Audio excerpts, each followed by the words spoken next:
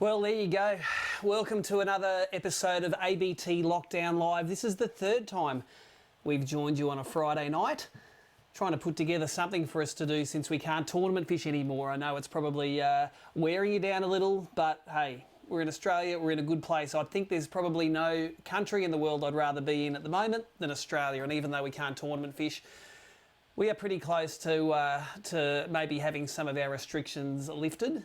And I'll tell you what, aren't we going to appreciate it when we can finally get out on the water and indeed get back together as a community of people at a tournament, having a beer and enjoying some of the finest fishing that Australia has to offer. As you saw in the new show opener, and a big thanks to Nicholle Smith, who's down at Victoria Point. She's putting together a lot of the new stuff. It's a bit of a new look here. Got a new backboard on the back here. Got some new openers. Like, this show is just going up in class. We've got some great guests on the show tonight. As you saw in that opener, we've got Steve Starling joining us for his Remember the Time segment. Starlo, of course, was in the very first AFC as an angler and for many other AFCs as a presenter. We've got Justin Willmer from the 20-year-old company now, Tackle Tactics, who bought platypus lines recently, but they've got some other great products, and he's going to take us through some of the stuff that's going to be of interest to ABT tournament guys. Thirdly, we have the 2019 BASS Pro Non-Boater Angler of the Year, and that's Paul Mazaroli. We caught up with Paul this week to check out his quiver of lures that did it for him in the back of the boat. And then also we've got Gary Fitzgerald. We're going to go back to 2005, back when Wivenhoe was full of absolute donkey big bass. And let's talk about the Bass Electric convention that he won there amongst 70-something other anglers that were generated from 23 qualifying events. And his 3 fish limit went around 8 kilos. It was ridiculous. So we're going to talk to Fitzy, who's right into fish stocking as well. And we're introducing a new segment this week, which is called Show Us Your Boat. It's powered by Mercury.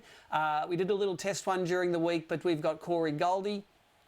He is showing us his BlueFin, which incidentally is exactly the same hull that we're giving away in the Bass Pro Grand Final later this year, early next year. At some stage, we're going to give it away. They're on order, or they're on their way from the BlueFin factory at the moment. And right at the end, of course, we're going to try to integrate more and more live stuff in this show. So at the end of this show, I've got a big box of brim lures over there, and we're going to field some questions from you guys about brim fishing.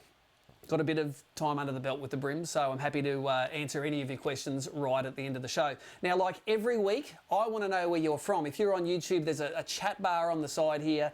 Oh, I see everyone's commenting at the moment. Tell us where you're watching from. In Australia, all over the world. I know Mike Sutcliffe turned in from Singapore last week. Tell us where you're from. I have got a great Costa Pack prize. It's a hat. It's some microfiber cloths, some stickers, stubby coolers, sunglass holders. I've got all sorts of Costa merchandise to a person we draw out randomly that tells us where they're from on that chat board. That chat board is a place to interact with us for this whole show. We've got some awesome competitions on tonight. I have got an original AFC jersey and cap that was Starlo's back in AFC Series 1. This is a real collector's item. We're going to be giving that away in the first segment. We've got some great Joey Urquhart fizzers here. Check out these little fellas. They're handcrafted by Joey down there in Casino from Jollop Lures. Thanks for that, Joey. It's a great donation. We're going to be giving those away with some ABT jerseys, some AFC DVDs, all sorts of stuff we're giving away tonight, and we've got plenty to do. So appreciate all of your comments. They go down the side there, and I see them all running in from all over Australia. We've got people watching from.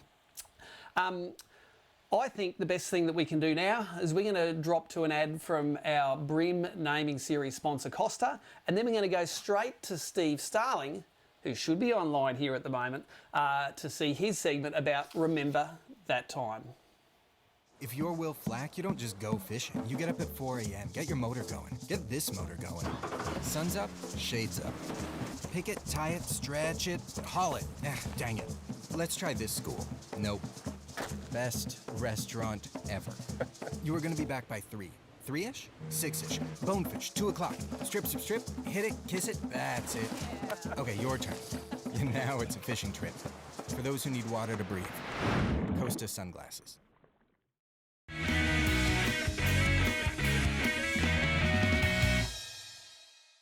Okay, welcome to ABT Lockdown Live. Steve Starling mate, everyone knows you as you know, one of Australia's most prominent fishing journalists, but maybe not a lot of people know that your history is both as an ABT and an AFC angler back in the day. You were one of the guys who were right behind both bream fishing on lures and tournament fishing in the early days. Here's a fun fact for viewers now. While some of you viewers were probably still in primary school, Starlo was the highest ever bream money winner. For a number of years, you won $9,330, which now puts you about 40th on the list. At the time, mate, you were the top money winner. You were Mr. Bream in Australia, weren't you? Yeah, well, I mean, Bushy and I went absolutely crazy on our bream fishing, and we both got into the very early days of the ABT. And as you say, we managed to win a few bucks. I was actually, I think, the Angler of the Year in the very first year that was in New South Wales, 2001. Unfortunately, my glory days are long behind me now. I tried to come out of retirement a couple of years ago and fished a couple of rounds in Victoria, and I really struggled. But, you know, things have moved on, and the young guys today are so switched on. It's just too hard for an old bloke like me to try and keep up with them. But they can never take that $9,000 odd away from me. I've spent it, but, you know. Mate, like all bream fishermen, you probably got about a 10% return on your capital investment, but you never got your capital back. So, you know, probably not one of the better investments. But look, it would have been awesome to, both you and I were there at that part of the growth curve where bream was just starting to, you know, to go COVID on us. And I reckon that I had a lot of respect for the journalists of the time that came along and put their balls on the line in a tournament. Like back in the day, if you wanted to be considered a good fisherman, you had to get in a magazine and bang on about how good you were. And that's where the sponsorships were going. And ABT was a real shift from journalists getting sponsored to anglers getting sponsored. And there was a handful of guys that wrote a lot and had a great profile in the community that came and fished tournaments and really renewed people's faith that they were good fishermen. And there were a lot of journos, man, that they ran screaming and they didn't want to come and do a tournament at all. So yourself and Bushy and Ian Miller, guys like that, had a lot of respect for you, mate. So thanks for that. Yeah, well, the uncharted waters. Someone said to me at the time, you know, we had everything to lose and nothing to gain, really, because if we did win something, people used to go, oh, well, yeah, he should have won it. You know, he's a fishing writer. And if we didn't, it was like, oh, it can't be much of a fisherman if they didn't win this round. But, you know, we dived in there and had a go, and we did okay. And I just loved those early days. I loved the whole concept of the ABT and always have. And the whole who shares wins thing really sat well with me, and we had so much fun in those early days. We were all learning so much as we travelled around together, and the camaraderie on the circuit was wonderful, and it still is. It was great to go back a couple of years ago. Sure, it's changed, and it's a lot bigger now, and it's a bit more professional and a bit more competitive, but there's still a nice vibe there. Oh, definitely.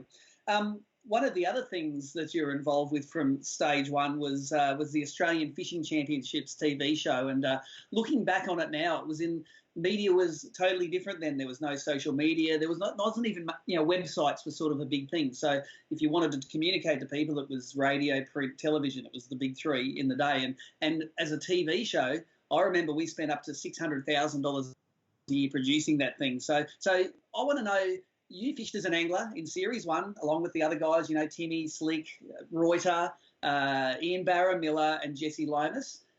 Tell us about your favourite time with a rod in your hand at AFC. Well, look, I've got to pick the only round I ever won. I only competed for 1 year in AFC. I made the comment towards the end of that year that I should be presenting this thing, not fishing in it. And I think it was you went, that's a good idea. We should do that. And I turned into a presenter for it after that, which was a much better gig. I didn't have to get up as early and work as hard as the other guys. But, yeah, the moment for me, I guess, was winning the only round I did win, which was on the Gold Coast, which was certainly not my home water, and I'd only fished it a couple of times at that stage. But it was a really interesting day as well. I really struggled. I could only catch small. I was catching plenty of small fish, which is the usual thing on the Gold Coast, but I just couldn't put together a decent bag of fish. And a really funny thing happened a couple of hours before the end of fishing in that round. Saw a young guy on a jetty hooked up on a fish, and it was obviously a big fish, and he was getting spooled.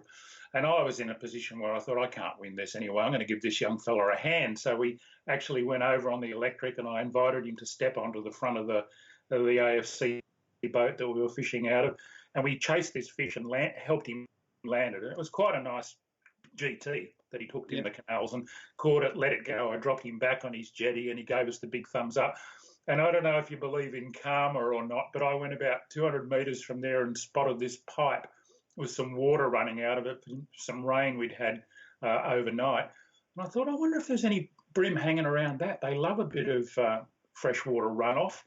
Flicked a squidgy in there, bang. I think I got 5 fish in 5 casts or very close to it, which reminded me of something you always said, and it's always stuck with me. You know, you're only ever 5 casts away from winning a brim comp.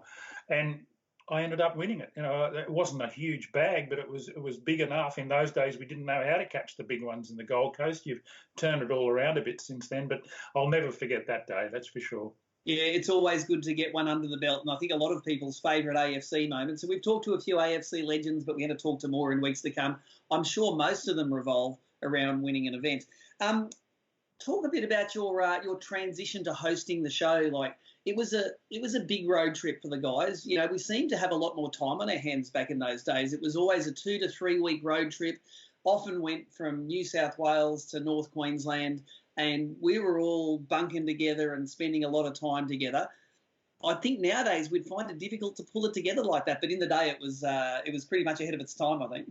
It was, and you'd certainly find it difficult, I think, to pull the budgets together these days that you guys had in those days. You really did spend some money on it. It was a fantastic thing to be involved with, and a really unusual thing to sit in a boat and watch some of the best bass and brim anglers in Australia strutting their stuff. And what I really enjoyed as an AFC presenter, just sitting there taking all that in, was the very different personalities and styles of those anglers, all absolute guns, but all having a slightly different way of approaching things. And I learnt so much sitting there watching them. I remember one day, and I can't even remember what dam it was on, it may have been Glenbourne, watching Carl Jochimson, who was a young fella in those days, up and coming, working behind someone else. It may have been Harry. I can't remember who he was coming along behind, but he was fishing secondhand water and pulling fish out of spots that they'd already fished by just tweaking lures and presentations and doing things slightly differently. That was when I twigged to the fact that sometimes coming along with a silent lure behind someone that was using a fairly noisy lure, you'd pull the fish that hadn't responded to that noisy lure. Watching Scotty Towner in a brim comp fish down along a line of moored boats, pluck 3 or 4 nice brim off them, and then I thought, I wonder where he's going to go next. Turned around, went straight back to the top and fished the same row of boats again, something I would never have thought to do in a brim comp. I reckon once you've fished a bit of water, you've taken the cream off it. And you know what? He pulled another couple of fish, including, I think, his kicker for the day. So stuff like that was a real eye-opener. Yeah, it's something we learn a lot during ABT. I really find yellowfin and black brim are a lot different. Like yellowfin tend to, once you've hit them once, you can catch them again, but normally you have to leave them 15 or 20 minutes, especially if there's a school of fish in an area. But those black brim, man, they've got a memory which is like a proverbial goldfish. And you can hit the same bit of bank again and away they go. And I think back in those days, the good guys knew those things, but I think nowadays a lot of the field knows these things. And I think as an ABT organiser, you know, I look at a roster of anglers fishing now, and back in the day there might have been 10 anglers that you think, oh, they're going to take some money off me this weekend. But nowadays anyone in that list can fish a tournament and win it, and people will go, yeah, he can catch them. So those skill levels they generally have risen, and I think the higher skill levels makes people a better angler. Like there's always the saying, you've got to play against people that are better than you to get better, and I think that's definitely happening in ABT nowadays. Starlo, a really big thanks for you for coming and joining us here. Give us a little bit of a summary, I suppose, of your time in lockdown. What does it involve, and does it involve getting out much? Well, no, I'm not getting out much at all. I've made the decision not to fish.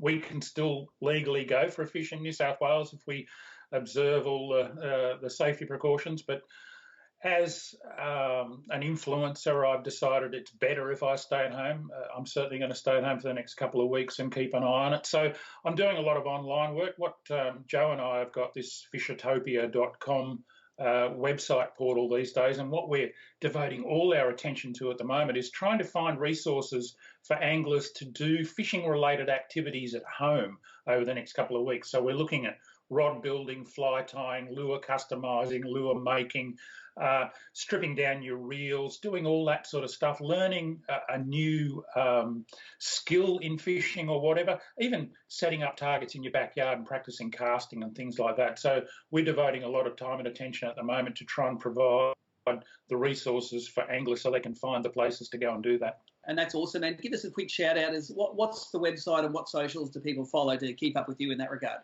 Yeah, well, on Facebook, it's Starlow's Fishertopia is my Facebook platform, and it's going really well, getting lots and lots of mileage on there and talking to a lot of people.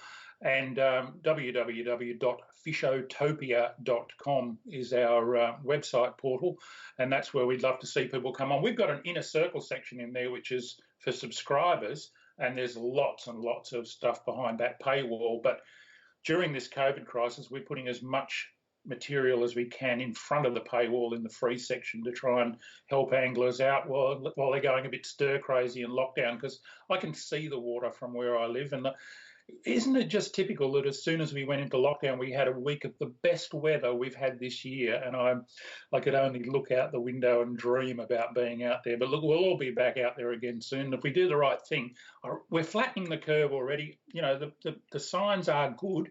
Let's not get too carried away, but they are good.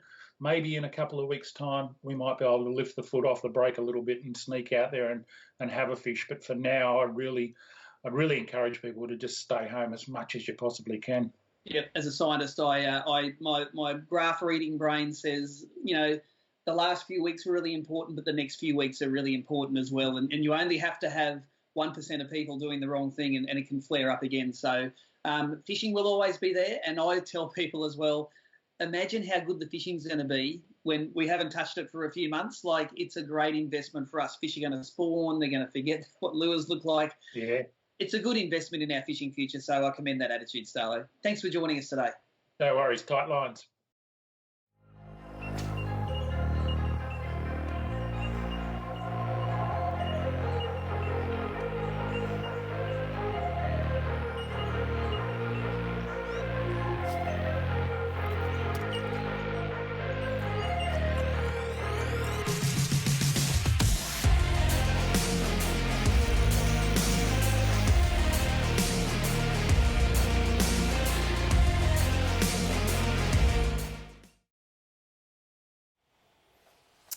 Well, there you go.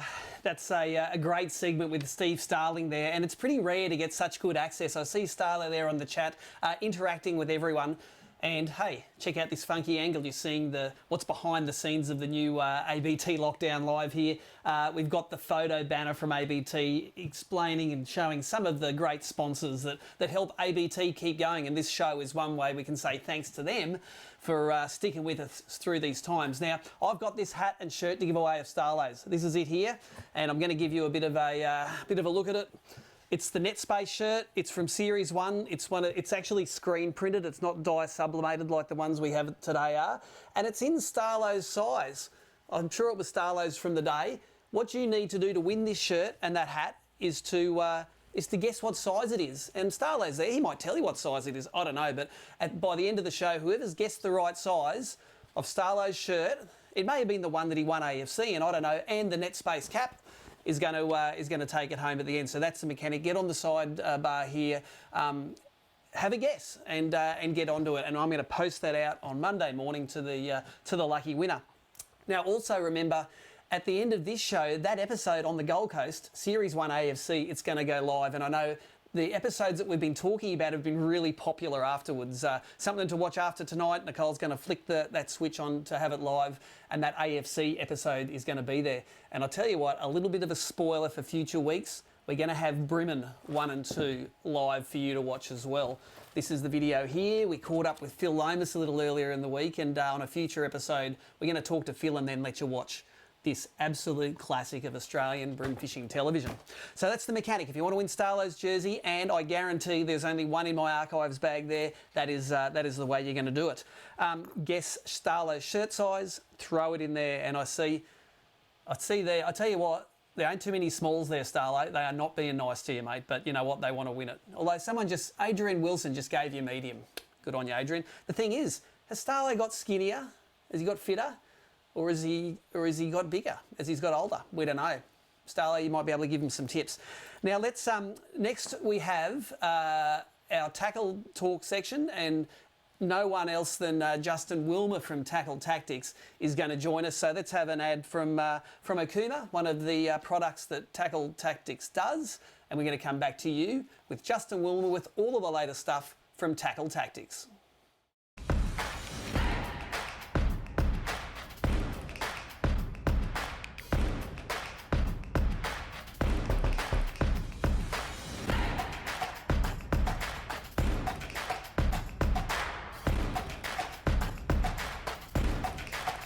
Yes, as soon as that landed, it was on.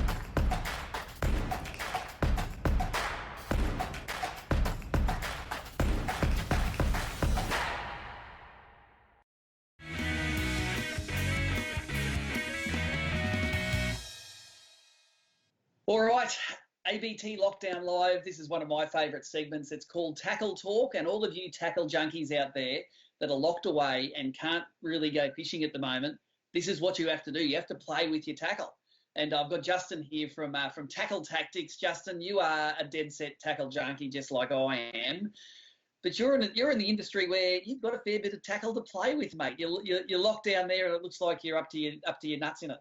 Yeah, I have been working from home, and I am dead set spending a lot of time playing with my tackle. That's for sure, mate. That's awesome. Now, a lot of ABT guys, of course, know the brand Tackle Tactics, and they're pretty familiar with some of the stuff you do, like Z-Man and Okuma and some brands like that. But not a lot of guys may know the story about Platypus Lines and how you've brought Platypus into the fold. I want you to run us through a little bit about Tackle Tactics history and then how it's acquired that major iconic Australian brand. Yep, no worries.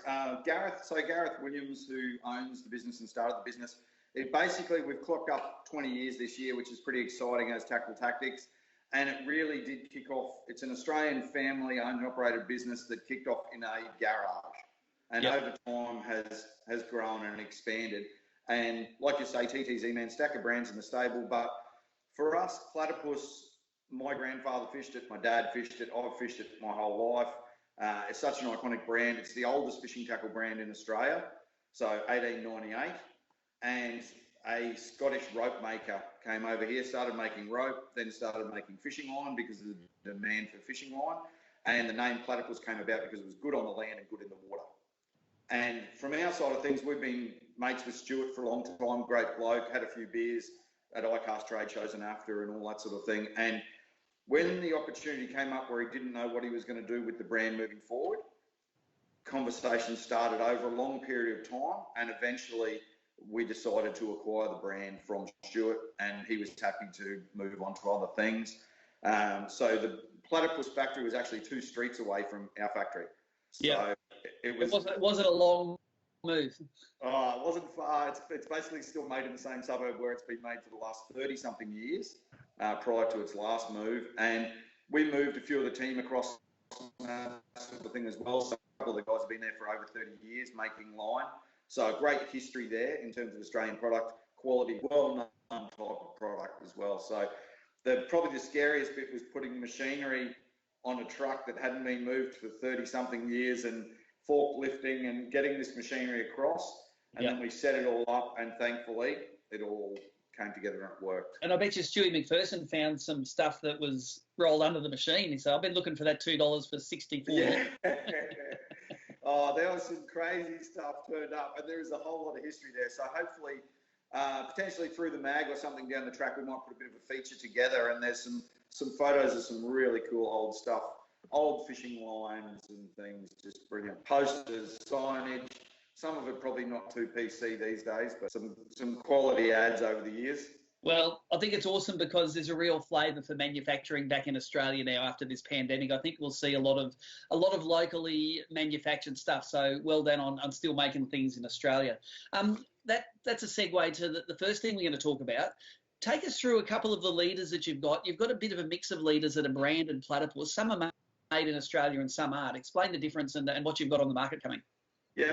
So all of our braided fishing lines and monofilament fishing lines are made in Australia, and all of our leaders are made in Australia except for our Stealth FC. So we've got that fish platypus lines and they wanted a fluoro. So we're like, well, we should have a fluoro on the range. So it's been around for a while, the Stealth. It's been relabeled. It's a Japanese premium fluoro, and we've set it up with this leader sock, so it's easy to get out and all that sort of thing. But in all the favourites for the brim bass barra guys, £2 through to £50. So that's been a good one. We can't manufacture fluorocarbon in Australia, so that's fine. And then leader-wise, the hard armour leader has been a big release for us. So that's the first new product from platypus made in Australia in a long time. So that's our first new release, and that's in a supple and a hard leader, a tough leader. And here's my mock-up version, some promo stuff we were testing and that. But the cool thing is, having that equipment and everything in-house, we're able to test, and that's what it's all about. So we mix up the recipe, we change it up, we test knot strength, we test the leading brands, and there's no point releasing a product unless it's going to be quality. So for us, that's got awesome knot strength. It's got more abrasion resistance and more strength. So yeah, it's been a cool release, and it was great. It was great to initially get the brand. Took a long time to get all the back end sorted and everything. So to have a new product come out of it made in Australia has been awesome. Now, of course, the ABT family will really know tackle tactics for your jig heads. You've been making them for years, and they're, of course, the standard that nearly all competitors across brim, bass, and barra use. You were telling me a pretty cool story before about how you're actually exporting jig heads now back to the USA. Like, they've been exporting those Z-Man plastics to us all these years. Yeah. You're getting some back at them now. Tell us that story.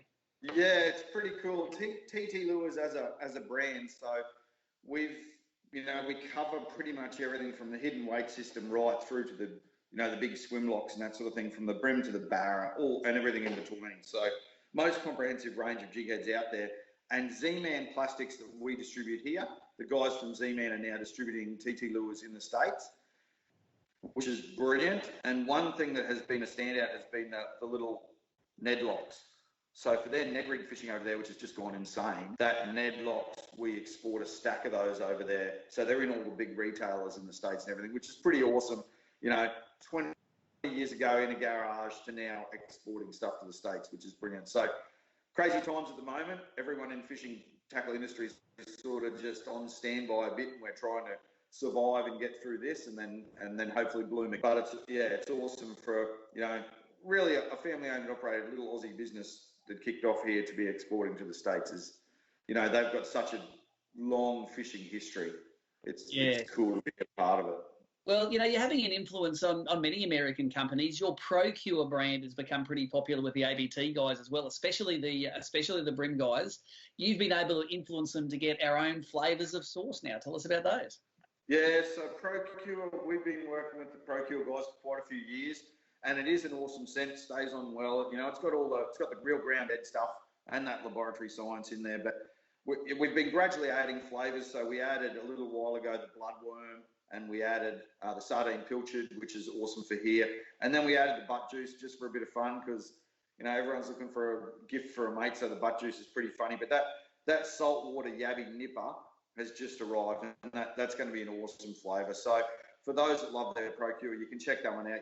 Guys like Adam at fishing.com.au, and the Proactive stores will have that in stock already. Yeah, we've seen Adam. He's being very proactive at the moment. He doesn't let anyone in his shop, but he's definitely still sending stuff by mail order, and he's still ordering. It's good to see that most states in Australia, except Victoria, you can still do essential fishing. So if you're going to go out to try and catch a feed and doing it locally, just like you up there, mate, I know you've got the water just across the road, and you use that as a bit of a source of protein, don't you? Yeah, it's a quick and easy one for me. I can go and grab the kayak out of the shed and drag it over the road, and I'm hashtagging zero contact fishing or no contact fishing or whatever. I think, we've just, for the sake of the industry and not having it closed any further, we've just all got to be smart, like you guys have been talking about. If you are fishing, if you do have the ability to fish, social distancing, keep it smart, keep it simple, stay local, all that sort of stuff. No, we agree with that, and I think from a magazine and ABT level, one of the best things you can do at the moment is spend a little bit of money at your local independent tackle store. You know, guys like Adam are just one of hundreds of guys across the country that invested their whole lives nearly in creating a source of local tackle and information for you. And they can all do it contactless nowadays, but just remember when you're spending your money, if you can spend it with the little guys, it's going to keep another little guy there that really cares about your fish and your fishery. So I'm pretty sure the Tackle Tactics would support that as well.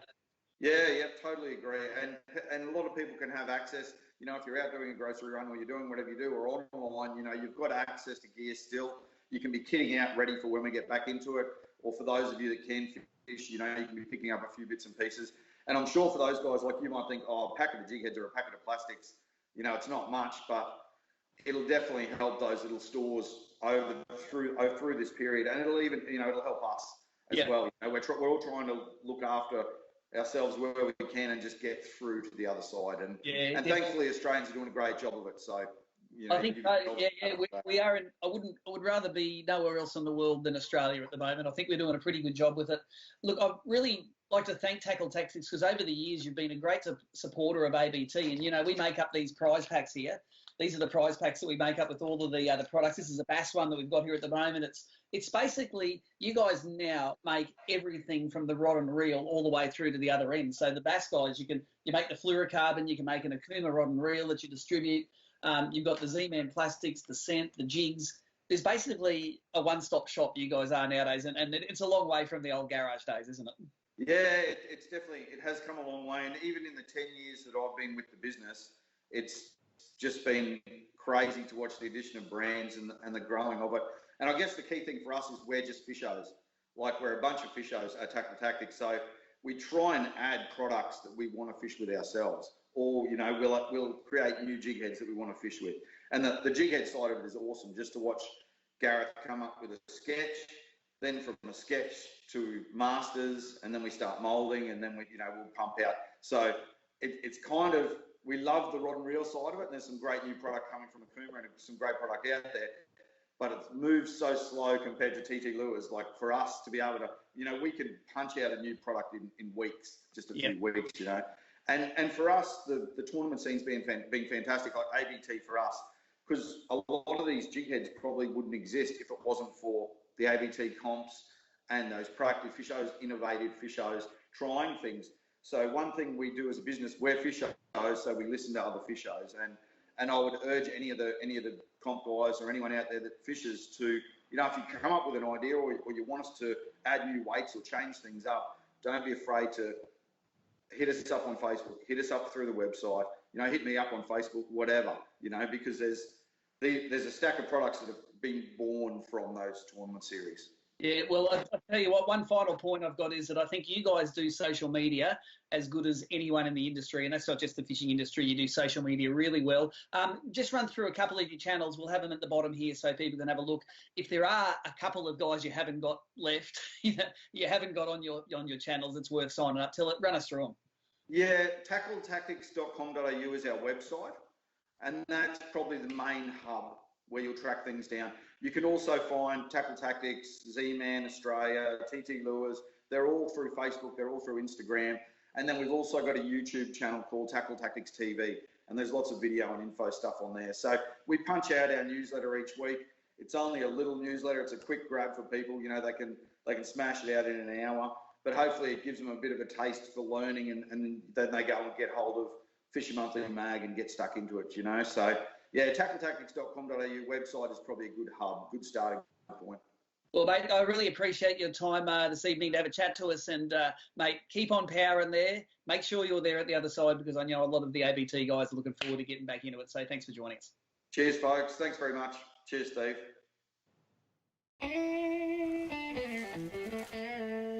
What them sons of fish is up to now? Fellas, I give you the force trolling motor. It is the most powerful, the most efficient on the water. Yep. Most powerful. We're really in trouble now. And it's quiet, too. You can't swim here. What a dumb bass.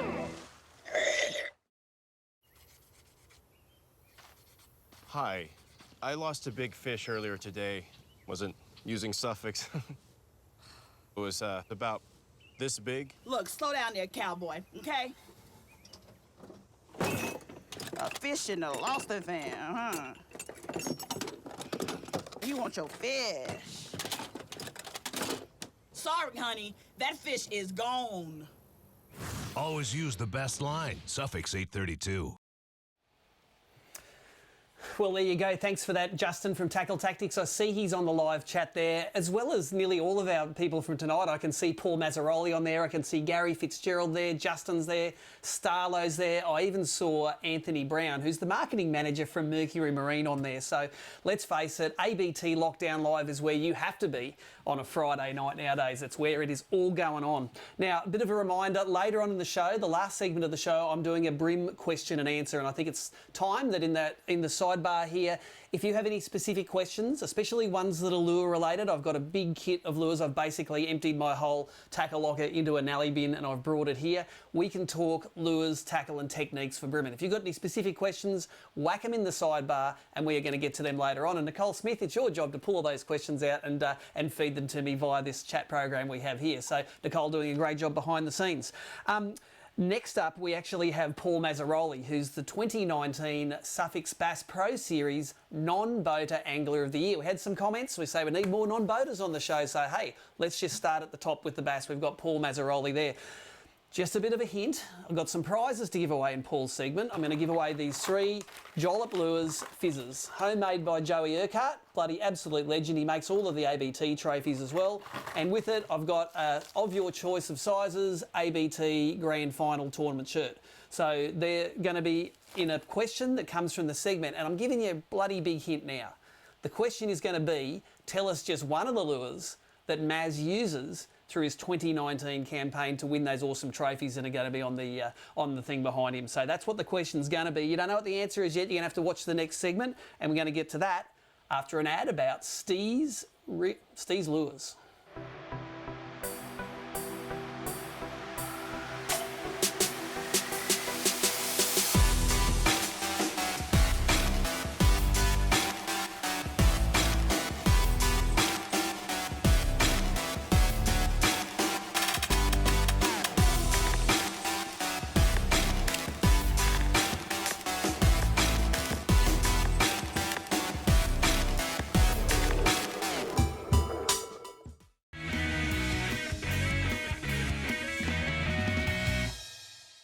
All right, on ABT Lockdown Live, we've had a little bit of feedback from some non-boaters that want to talk to some of the non-boating guns in the back of the boat. So we thought we might as well start with the BASS Pro non-boater angler of the year from 2019, Paul Mazaroli. Welcome to the show. Thanks, Steve. How are you, mate? Oh, fantastic, mate. And you're, of course, based in Sydney in one of the COVID hotspots, mate. Better not talk there or someone will put a bullet in the side of your head. That's right, mate. Ryde has now become a hotspot. There you go, mate. Look, you're in the heart of some of the best brimming in Australia, but you really love your bass fishing, don't you? Take us through your journey through your Bass Pro season in 2019. Of course, bass fishing is shared weight, so the non-boater and the boater really have to work together, and the non-boater has to be pretty versatile to be able to pick up whatever the boater's doing and run with it. So take us a bit through your season. Mate, I had a great look. To be honest, I had a great year. The first event was the Clarence River. I drew Tagan Heath on day one. I think he was sitting second, I was sitting third. Yep.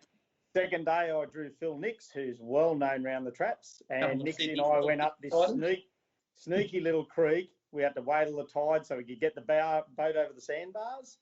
And we found them on Mazzy Pops and Turbo Crawls. Well, as we go through this, I want you to show me the lures that you used in these different events. I know you got it, so let's run through the lures you used in each event and where you used them. The Clarence River was the Mazzy Pop and the Mudbug Turbo Crawl, as you can see it that way. Yeah, yeah. And tell us how you fish it. The Turbo Crawl, toss it as far into the timber as you can so you can't see it, and just slowly roll it out across the surface and hang on for grim death. Yep. And just whine like a madman to get them back out again. And the Mazzy Pop? Mazzy Pop, as close as you can to the timber. Just a little roll, give it a pause, a bloop, roll it again, and they were just crunching it. We lost that many of them. Wasn't funny. So you're when you throw one and not the other, you throw the plastic into the places where you think you're really not going to get it back, but the Mazzy Pop is places where you might get it back. Yeah, exactly right. So what Phil and I were doing on the second day, we're all going alternate. I threw the Turbo Crawl more, he threw the Mazzy Pop. Nice. And whichever one was biting more, we'd both go back onto that. And we worked a pattern out and we got them. It sounds like in the bass tournaments, because of that shared weight, boaters and non-boaters really do collaborate to work together. Is that what you find in real life? I do, yeah. It's really good. It's like I've been lucky enough to fish with some of the real good boaters. Like I'm good mates with Hickson, and he's shown me a lot. He really got me into this bass fishing. You know, I go away. We've got a great group, as you know. We travel with Mike Nelson, Ebo Everingham. So I get to pre-fish with all of them, and I learn a hell of a lot off all of those guys. They're up there with the best. Take us through some of the subsequent events in the season, and I know you've got a real diversity of baits you use through the year. Take us to the next event. What baits did it for you there? The next event was Sinclair. That was a bit of a struggle. Yep. I don't know, it was a tough event for me. I don't know why. I love Sinclair. I go and pre-fish and I can smash them. Went up there in this and struggled again. So it was one of the events that didn't count towards your AOY total? No, not really. It wasn't helpful. All right, well, let's bypass that and jump to the next event. The next one was Glenbourne, and that was worse again. And really? I love Glenbourne. So you fished better the further you were away from home? Yes. Yeah, I love the Northern Rivers. As I said to you in the interview going up to the Richmond, I love the river fishing. Yep. Being an ex-brim fisherman, I still do a little bit of it, but I love that structure fishing, getting the cast in deep and hanging on. Paul, tell us about Somerset. Somerset wasn't the best event for you, was it? No, that was a tough one, Steve. I had a great first day. I drew Rob Tilley, went out, and we found big schools. I think we weighed 5.7 kilos, and I was lucky enough to break the 2 kilo mark on a bass, which I couldn't believe, throwing big spoons. I got a 2.3 kilo bass, which I'd never caught in my life, which was unbelievable. Yeah, there's not too many kicking around Sinclair, are there? Oh wow, they're just monsters up there. And then day 2, mate, it was a failure. The wind come up, we couldn't get a bite, couldn't get a fish. You know what Somerset's like. It's good one day and a disaster the next. So yeah, that was life at Somerset. Finishing 22nd, that hurt. That was a real bad one for me. Then we went to Cania, which I'd never been. Cania, what a long drive up there. Never thought we were going to get there. And that was amazing. That was some good fishing. So we got big fish up there. Graham Ford again. I was lucky to get 40, and we just murdered them up there. Yep. That was a good event. I think I finished 12th, so I was happy with that. And what were the baits that did the damage there? I threw the Yam, but the Eco Gear in the pink. Yep. See that one there? Yep. I also threw the Bite Motion Pro Factory jigs. Yep. Round trees and that, and also Kitex again, 3-inch Kitex. And we did occasionally throw, I'll call them like a big chrome slug, like you're throwing for Taylor. Oh yeah. Yeah. So they work. All that stuff worked. Awesome, mate. Then moving on, the last couple of events of the year. I think 1, 2, 3, 4. We went to the Richmond. Tell us what happened in the Richmond event. I interviewed you on the way into that event, and there were Mick Eastman, you, and Jimmy's missus, Leon Walker. Yeah, Leon, were all within 4 points of each other. It was tight. Leon and I on the way up. She's coming down. I'm driving up there, and we were geeing each other up on the phone. Who's going to get it? Are we going to do it or not? I went up with Mike Nelson. Got to pre-fish with Mike, and he showed me a lot how to learn how to use the Pro Factory jigs, and it really helped me. I've blade fished before. Day 1, I drew Nick Anderson. Yep. He won the event. Yeah, how good was that? he smashed it.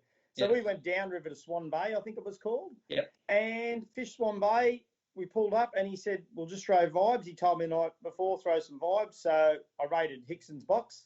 Yep. And Chris gave me the Yamba prawn. Have we got that one in there?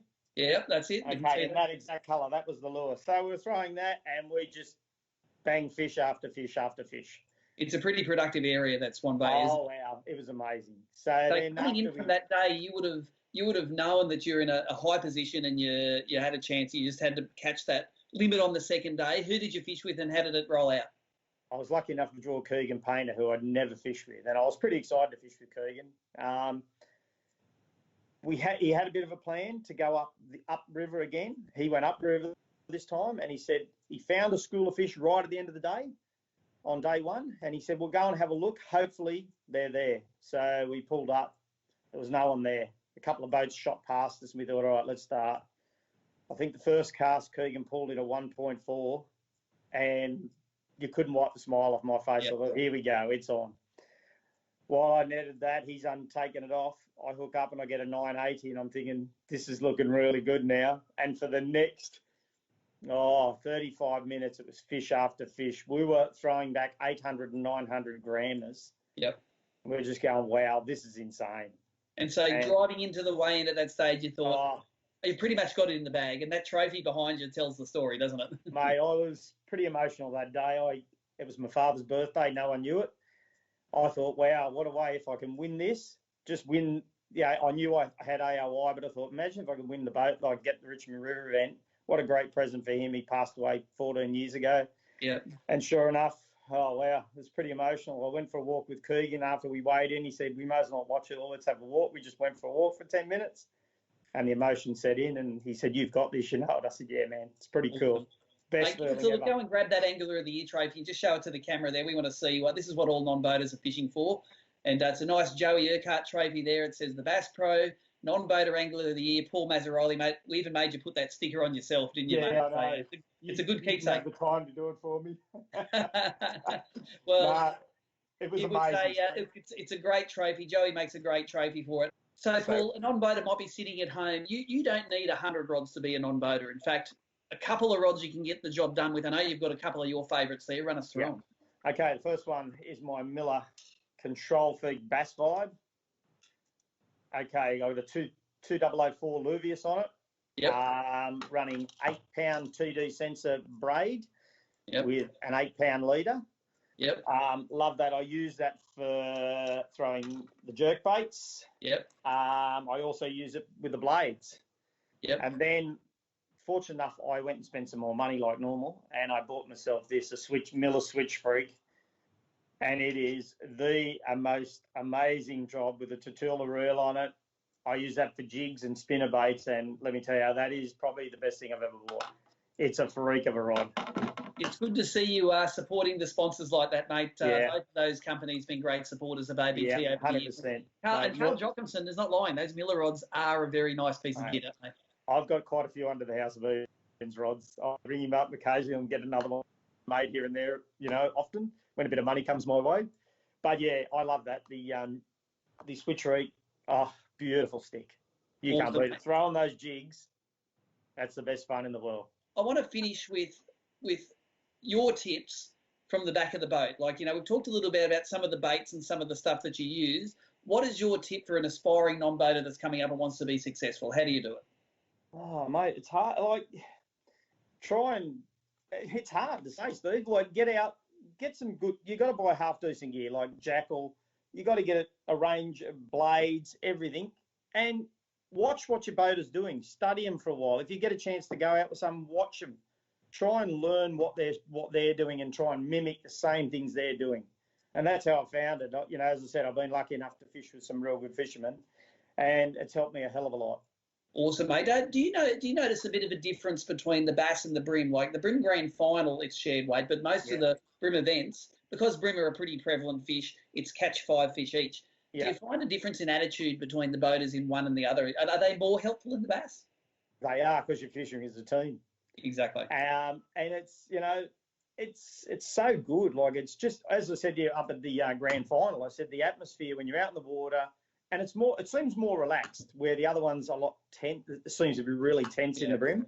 It's just a relaxed atmosphere. You're all away together. It's a bit of fun. Yes, it's serious, but it's just more relaxing. Awesome, mate. Well, look, we really appreciate your insight on that, and you're a great supporter of the BASS events, and you've been a great supporter of the brim events in the past as well. In fact, I remember must have been 7 or 8 years ago, maybe even 10 years ago. You used to come out with us on one of the days of the Australian Open and watch us fish in your local waters there, and it was great to have the company. But the way you sponged up the knowledge was... oh, yeah. You remember that day you hooked that thing off the boulders, that monster on top water, the beast. The beast, yeah. Well, look, sometimes they win, sometimes I win. That's right. That was down at, I think that was a spot down at Vaucluse. Vaucluse, the boulders. And it was just like tug of war. It was. Yes, just keep pulling, boy, and get him out. Mate, really appreciate you joining us, mate. And let's hope we get on the water for some more BASS Pro events this year. We can only hope everybody stays safe and look after yourselves, guys. Let's get back soon. Awesome, mate. Thanks for joining us. Cheers, Steve. Have a good one, guys. If you're Mark Healy, you don't just live on the water, you live for it. You get up, get your shades, grab a spear, grab a boat, grab a friend. Okay, take a breath. Hold it. Hold it. Here, hold this. Go, go, whoa. All right, now find something to jump off. It's probably too high. It wasn't too high. Time to get going? Time to keep going. How's that feel? And now this is living. For those who need water to breathe, Costa sunglasses. Well, there you go. Paul Mazaroli, absolute bloody legend in the back of the boat. And remember, that bass is shared weight, so who wouldn't want to drag a gun like that onto the back of the boat to help you catch your limit of 4 or 5 fish? And Maz is online now. If you've got some non-boater specific questions that you want to ask him, he is on there now, and I would run that past him. Also, remember, mention any of those lures, and I'll even take the rods and reels that he was using. Drop them in that sidebar there, and you could win the Pratt. We've got a few of the Jollop lures here for you to win. I've got an ABT tournament shirt in your size, because I've got the full range of sizes here that we will post out to you on Monday. So get involved in the side. Get involved with Maz. He is an absolute gun at the back of the boat. Speaking of absolute guns, we've got a big one coming up next. He's been involved in the stocking groups up here forever. He's fished with legends up and down the coast, more than I've ever fished with. He runs the lure show, and he was the instigator of the lure show, and he just happens to have a pretty bloody good record in the ABT Bass Electric series. His name's Gary Fitzgerald, and let's have a chat to him right now.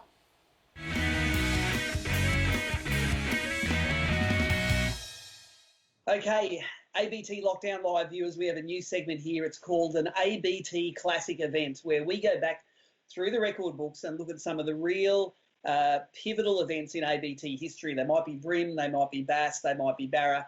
We're starting off this week with Gary Fitzgerald, who won the Bass Electric Convention in 2005. Now, it was on Wivenhoe Dam. And you know what? I'm not going to steal Fitzy's thunder, mate. I'm going to let you tell us exactly how you won this event. Now, I'm going to set the scene by saying it had 75 anglers in it. They qualified from 23 qualifying events in 3 different states, in Queensland, New South Wales and Victoria.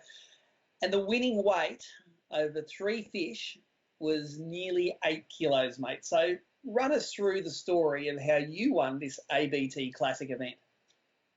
Well, I'd just been on a charter run up through North Queensland, catching barra and stuff up there. And I was on my way home, and as I commonly did, I've just gone, you know what, I can't resist pulling into Barumba to pull the fly rod out and chase a few toga on my way south. After it'd been on 10 days fishing charter, had to go fishing again.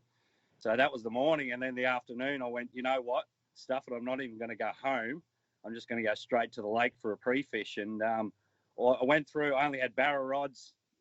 Everything I think was like 30-pound braid and heavy leaders, but I went out and had a quick run, and the only thing that I had with me that I could probably use was some tuna slugs. So I'd been out a few weeks earlier and seen a couple of fish out there, so I had a pretty good idea where there were some decent ones, and went out and really first cast, just banged a big long cast out, let it sink to the bottom, about 35 feet from memory, and I was on first cast. So I only had half a dozen casts, and I thought, right, I'll leave them alone, and I'll be back when the comp starts. So did that, and really I didn't change. Went home, showed up, and back in those days, you know, there was none of the you know, the fantastic, you know, vehicles, you know, the boats that we see on the water these days. You know, it was all tinnies. It really was, you know.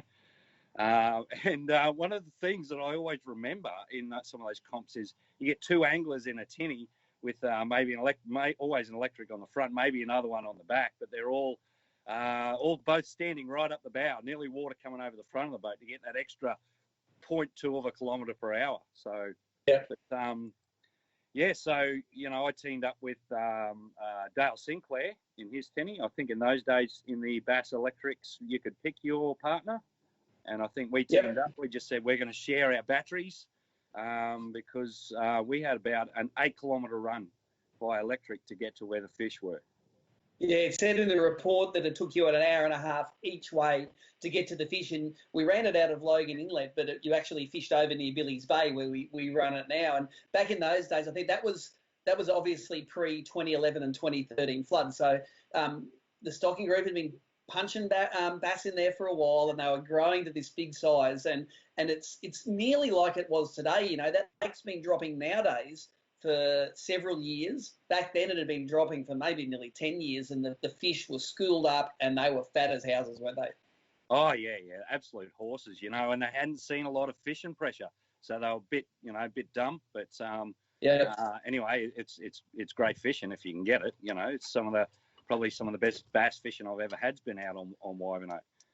So, Fitzy, one of the things I'm really interested about in this classic event were some of the baits that you did have on board. You know, the bass lures we throw nowadays are a little bit different from some that you threw back then. Take us through the selection of what you've dug out of that archive box. Well, I look at the arsenal that anglers have got these days, and they're just so much better than we ever had in the past. You know, I can remember Lee Boylo. I don't know if you can see that one, Steve. Yeah. That was one of the old blades. You know, that came in just after the cicadas that were kicking around back in Rod Harrison's day. You know, so that was locally made, and that was they used to get put together there in Ipswich. That was, you know, they worked as good as anything, I guess, but you know, they just finished off so much better these days. You know, the old school.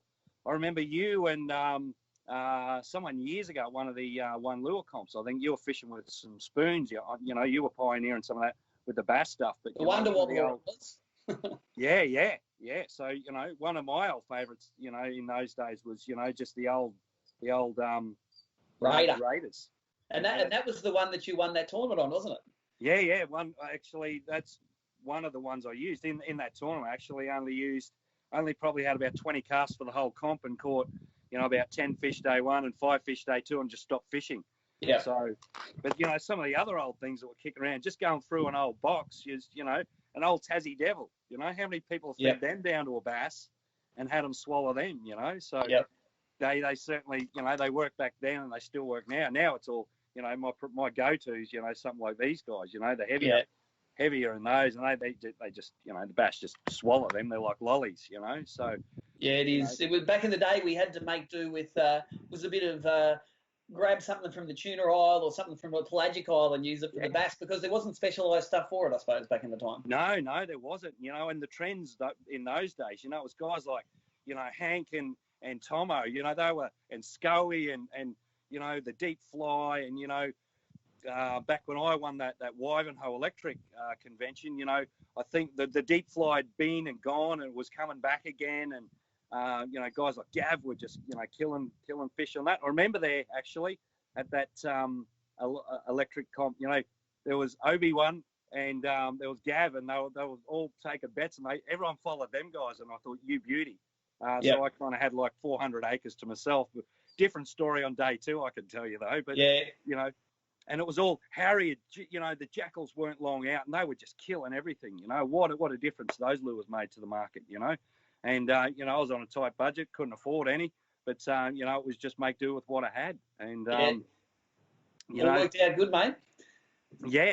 You know, so, you know, I was going through, we're having a chat on the phone earlier, and I pulled out an old box looking for some of those slugs, and I'm just going through and I'm going, holy cow. I've still got like a dozen of Tomo's tail spinners there as well. You know, that box hasn't seen daylight in, I don't know, 15, 20 years.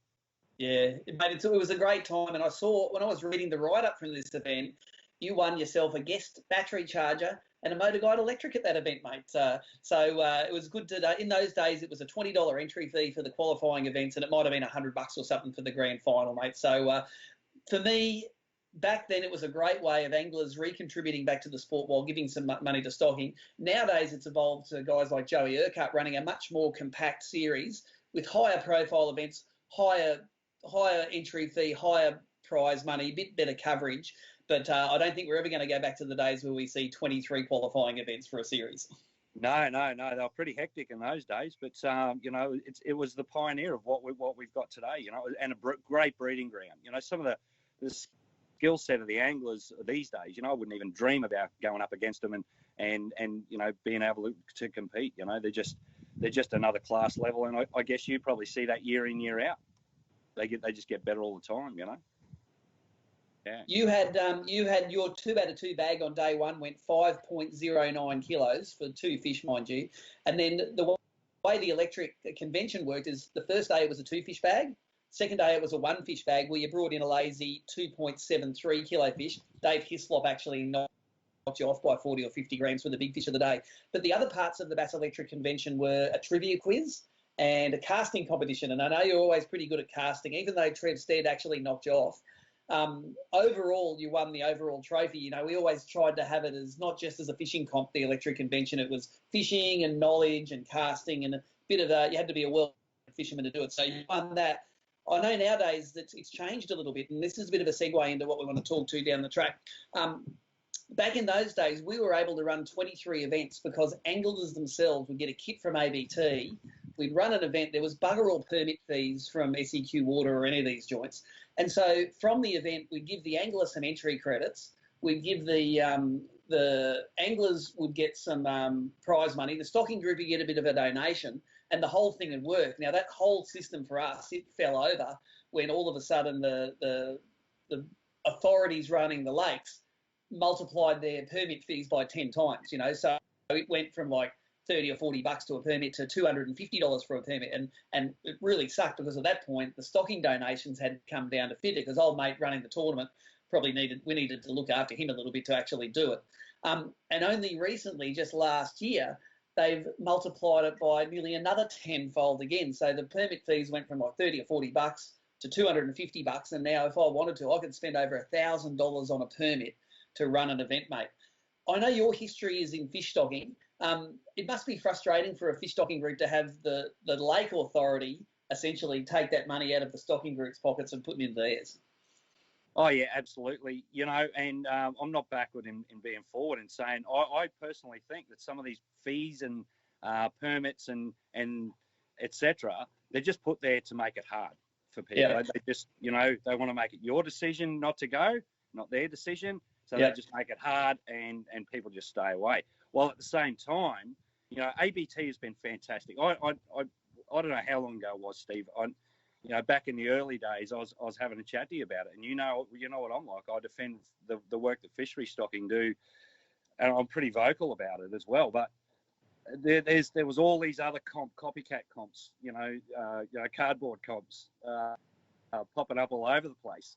And you know what? ABT always, from the get-go, always gave a donation back to the stocking groups. And some of the others that are still running today, they just fly under the radar. They just flip the bird to everyone and say, you know what, we're doing what we want to do and screw yous all. Yeah. And I see ABT investing in their own fishery. It's not our fishery. Yeah, I defend it. It's just because even with the SIP these days, we still don't have enough money to restock these lakes to what their potential is. Yeah. And particularly back in those days, it was all chook raffles and art unions and donations. And, we used to fight for every cent we could get to get these fisheries off the ground. Yeah, I remember in the early days when we started the bass tournaments in 1999, I soon worked out that the stocking groups were very possessive about their fish in the lake, and I could either do one of two things. One would be do this and say bad luck once they go in the water, their community property, or we could work with the stocking groups because the SIP itself didn't come in for nearly 10 years after we started running tournaments. And I was just going through some old footage the other day. In the first few years of operation, those stocking checks, every event were $2,000 per event. And we worked out that would put something like 10,000 bass into the lake. So we weren't stupid. It was great PR for us to do it. But two, 10,000 bass every time we go to a lake with basically, not many coming out via mortality was smart business for us. So I saw it as a great partnership between the stocking groups and ABT to create a fishery that still exists today. I guarantee that bass that we with the stocking via the fish stocking groups are getting caught now at 50 centimetres long. So it's good to see the fruits of the effort. And I'm not a member of any stocking group in particular. We donate to lots of them. But I can understand the feeling that you guys get by planting the seeds and then a decade later seeing the rewards for your work. Yeah. A lot of people don't realise those horse, those 50 centimetre plus bass, they're all, even in those lakes where we get really good growth rates like Wivenhoe, Somerset and Samson Vale, they're 10-year-old plus fish. Yeah. So it's a long time to get that return on investment. It really is. Yeah. Mate, and look, we really appreciate, like you and all the stocking groups we work with over the years, we appreciate the work that you do into it. We love the fact that members of the stocking group are actually fishing the events as well. There's no greater sign that we get a tick of approval from the stocking groups, or the guys that are in the stocking groups are coming and enjoying the fishery as well. And back in the day, I don't know if many people remember, but one of the main fundraisers for stocking groups was to actually run a tournament of their own. I remember you had the old Kirkley Classic. I think that was the stocking groups one. And there is a lot of effort in doing the Kirkley Classic. I used to love the stocking group members coming along, be it Somerset or Boondooma or wherever, and coming and enjoying fishing a tournament without having to pull the tents down at the end of the day. Yeah. A lot of work went into those, and it really was the old Kirkley Classic that made the likes of Lake Somerset the fishery that it is today. Since then, it's just been top up. So. Yeah, the SIP definitely puts more money in, but those fisheries, that's how they got off the ground. No, agree, mate. Look, really appreciate you joining us today for the classic event. Just before we go, I know we've both you and I and Nicholle have had a history with the lure show in the last few years, and we've pulled out of that issue. You're the lure show man again. Tell us where we're at with the lure show. I know a lot of people watching this love going to that thing and just, spend the money, get the lures. It's obviously COVID related on pause at the moment. What's the update?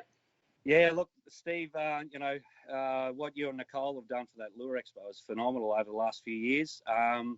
This year, the plan was to move back to its roots, back to Ipswich, and we were going to a new venue, the Railway Workshop Museum at North Ipswich. So that was the plan. It was all kind of agreed to. And, of course, COVID-19's hit. So we're kind of on hold at the moment. We were going to run just after the After Trade show. But at the moment, it's just going to be wait and see. We don't know when, nobody knows when all the restrictions are going to end. So, you know what, if we don't run it later in 2020, we'll run it winter time 2021. Yeah. Without a doubt. It's in the same holding pattern as all ABT events, mate. We're waiting till running an event is actually the right thing to do again. It's, there'll probably be a point in the future where we are allowed to run the event, but is it the best time to run the event? We don't know, mate. So we'll keep you posted there. We're going to have down here, there's all the Facebook page for the lure show. Keep an eye on that for updates, mate. And thank you for joining us on ABT Lockdown Live, Fitzy. Always a pleasure, Steve.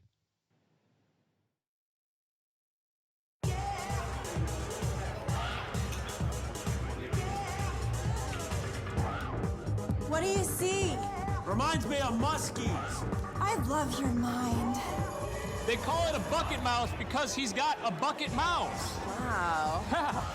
I just want to tell you, I've been slaying the walleye lately. That is so hot. Ever bump the stump?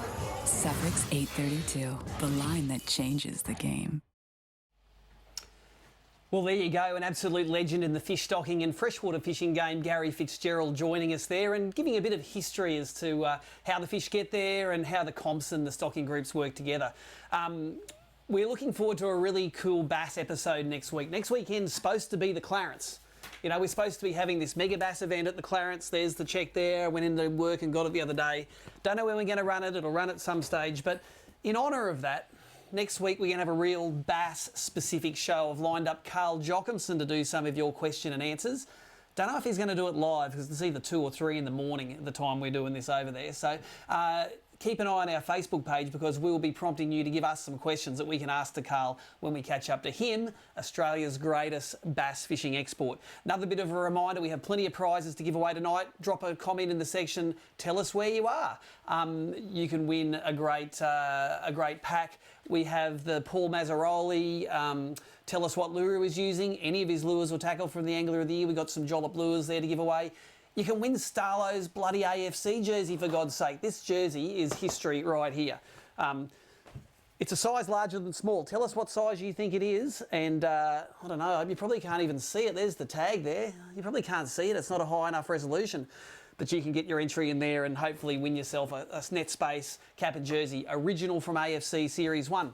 And after this next segment, I'm going to do the last segment of the night, which is a bit of question and answer on bream fishing. Now, I've got a few good questions there already, but drop your questions in there. I will get to them. I've got all the lures here at home, and we can talk bream for bloody ever. So that's no worries at all.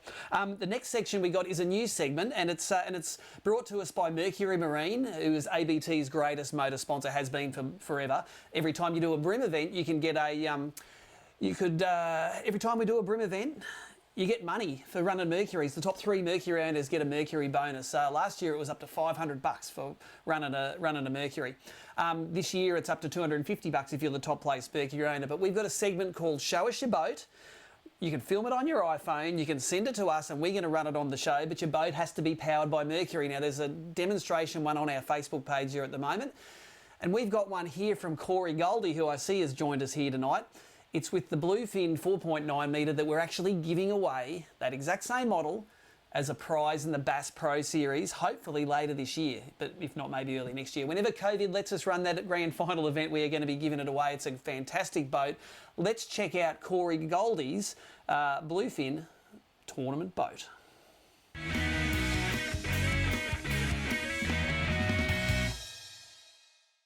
I thought I'd do a bit of a walkthrough of the boat. Quick walkthrough front to back. Obviously, the boat's out of the BlueFin stable, so it's an alloy craft. It's an aluminium boat, 498. So it's under 5 metres in length. It's exactly what I wanted. I wanted a small boat. I wanted a shallow water boat, and exactly what I got.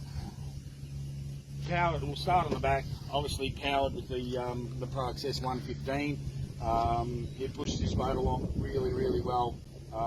Went with the gearbox, just a little bit extra gear ratio. We're still working on a few different props. Hopefully I'll have that next week. But as I said, shallow water boat. The jacking plate is not for speed in itself. It's a 5-inch lift. It's the Sea-Star brand, but that's the only reason I put the jacking plate on is for the actual shallow water running. So from the back of the boat, we'll have to get up. Into the boat. I'll go through some of the storage.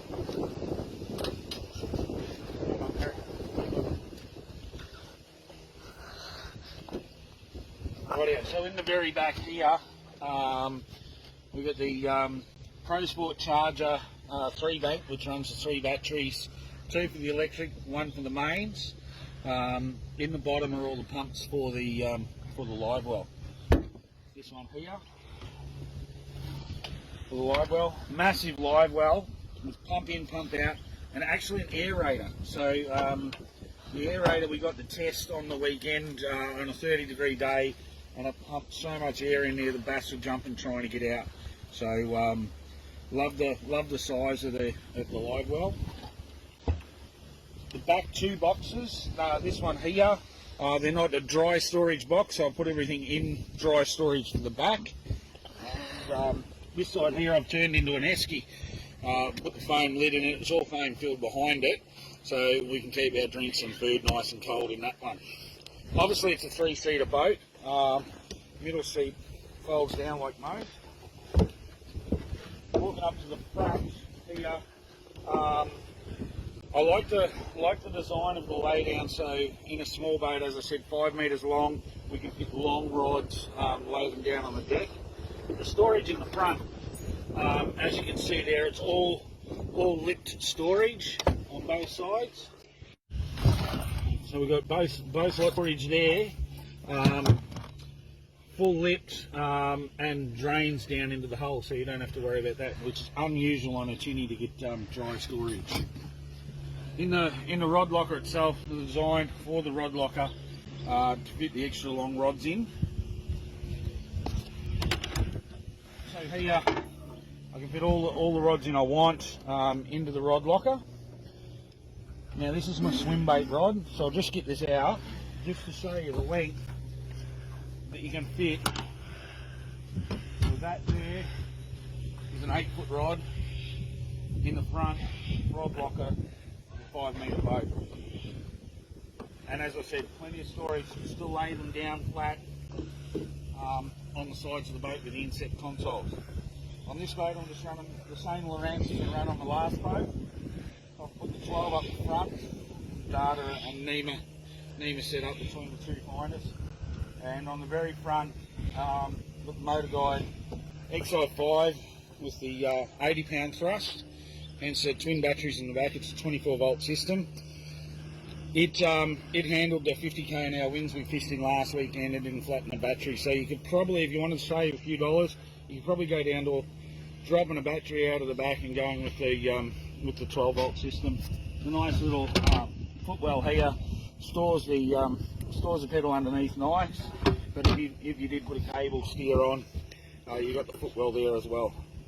So that's a quick rundown of the boat.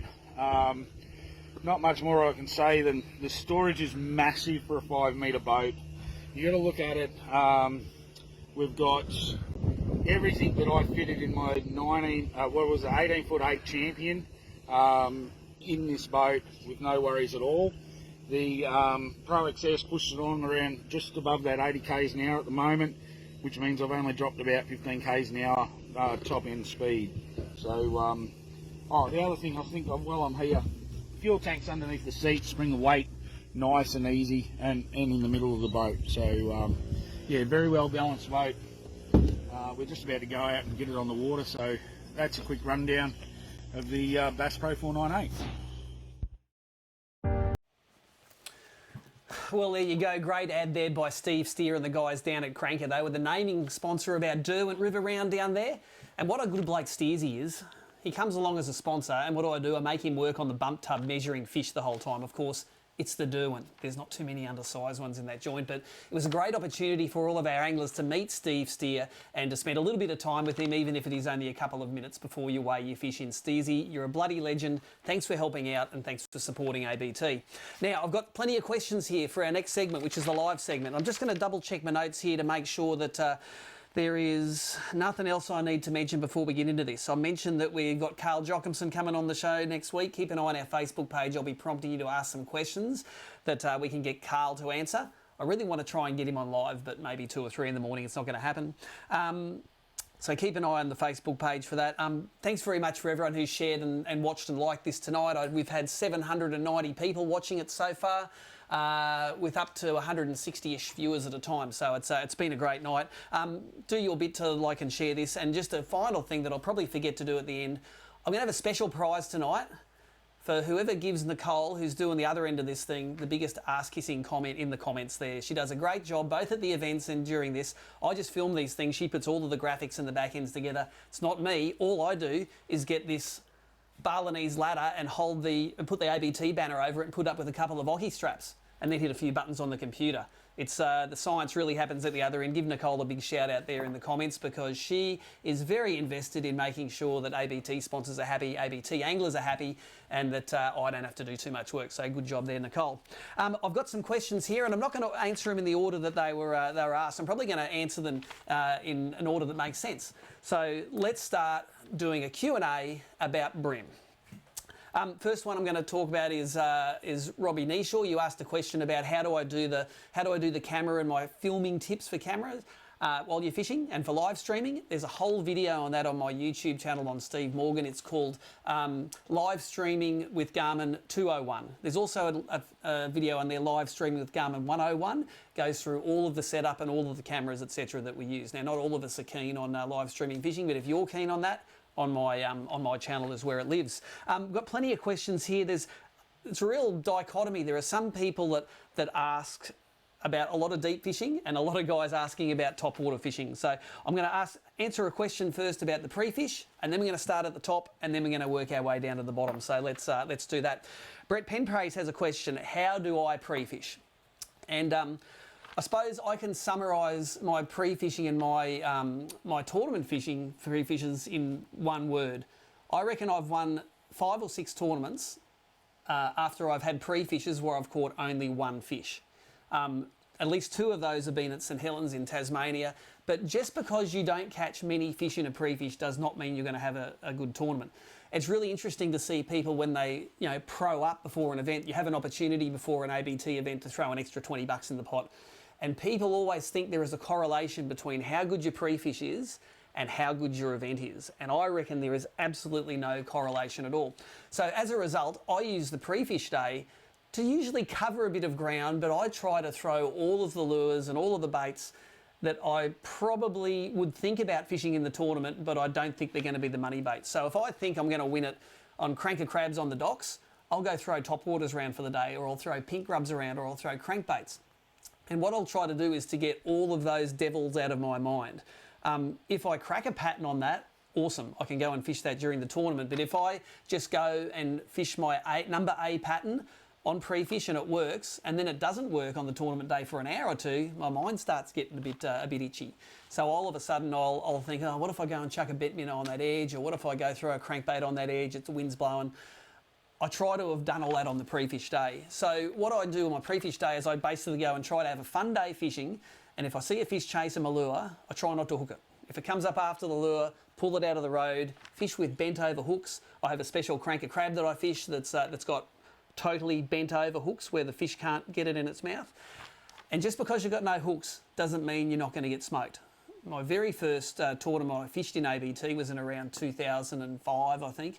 I had Phil Nix as a non-boater, but on the day before it was in the Hawkesbury, and I fished pre-fish with pink grubs. Pink grubs are a great way to cover a lot of ground.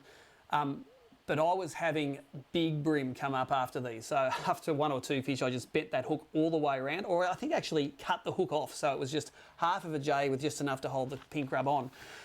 And I got smoked twice on pink grubs that had no points on the hooks. Those fish would grab it and charge into the rocks, and they would do you. And I thought that was really weird. So my advice for pre-fishing is go and throw all the things you think you're going to have fun with and that you like to do, and you will end up refining something out of that, or falling back to the things you think you should be doing.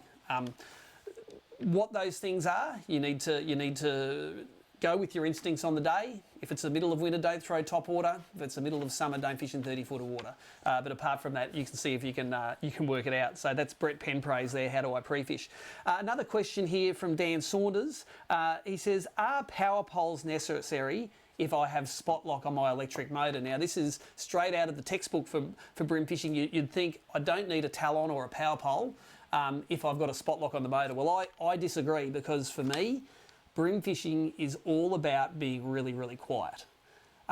There's a video on, it's either on mine or Fishing Monthly's YouTube channel, where we got a hydrophone under the water and we measured the sound of electric motors going past, and we did it with and without those little hydro nuts. And if you go hydro nut test on YouTube, you'll find this video. And it actually, what it told me, the end of the story was hydro nuts don't do anything under the water for sound. But what happens is, under about 30%, an electric motor makes virtually no sound. And it's nearly like a COVID graph. No sound up to 30%. When you go 40%, the noise goes up, and then it's an exponential rise in noise as you get up to 100%. And at 100%, you can put your head under the water. That thing absolutely screams. Now, this validated something for me, because I always like to fish with the wind, with the current, with my electric motor under about 40%. And that correlates with what human ears and hydrophones under the water can hear. So the question is, do I need a power pole if I've got a spot lock? Well, if I'm on a windy flat and I'm drifting down the flat and I'm throwing lures down there and I'll hook a fish, if I put a power pole down, it's dead quiet. The power pole goes down into the sand, the boat stops. And I can pull that fish out of the school, net it, box it in the live well, throw another cast into some undisturbed fish. If I hook a fish and then hit spot lock, especially in the wind, that spot lock is going to be screaming. You know, it might be 7 or 8 out of 10. It'll be and because I've done the underwater stuff with that hydro nut, I know that when it's varying its revs from 10% through to 80% to hold position, it's making a lot of noise under the water, and it's also stirring up a lot of stuff. So for me, a power pole is much more quiet than a spot lock electric motor. In 15 or 20 foot of water, it may not make a difference, but in shallows, it definitely makes a difference. So for me, that's why my Bass Cat, I've got 2 power poles on the back and a spot lock electric on the front. So that was Dan Saunders' question. Let's start up at the top, and I've got a question here from Brendan Knowles over in WA. Brendo, I remember you. You fished as my non-boater in Mandurah once on the world's filthiest day, and we only caught one fish all day. It is 86mm versus 76mm bent minnows. What's the difference? Do you catch bigger bream on the bent minnows? And I've experimented a lot with this over the years, the 76 versus 86. Bream will come up and pound an 86 bent minnow, no worries at all. In fact, in the Brisbane River, I've had bream come up and belt 130mm bent minnows when I've been fishing them for threadies and dewies. But it comes down to a balance between how far you can throw and how willing that bream is to actually try and eat the lure than to pluck that lure off the top. So I find if I want to cast a long way, I'll use an 86mm. If I find I can make a long enough cast with a 76mm, then I'll tend to use that, especially in really clear water. I think the more finesse you can go and walk that line between being far enough away from the boat to get a bite, noisy enough to get the fish up, and then small enough for it to get it in its mouth, that's the line that I'm trying to balance. But definitely an 86mm bent minnow will get them. I know that Jamie McEwen, who's the current Queensland and Australian Open champion, he loves his 86mm bent minnows, and he'll use those, especially to get that extra bit of casting distance. And that reminds me, we've got to get Jamie on this show at some stage.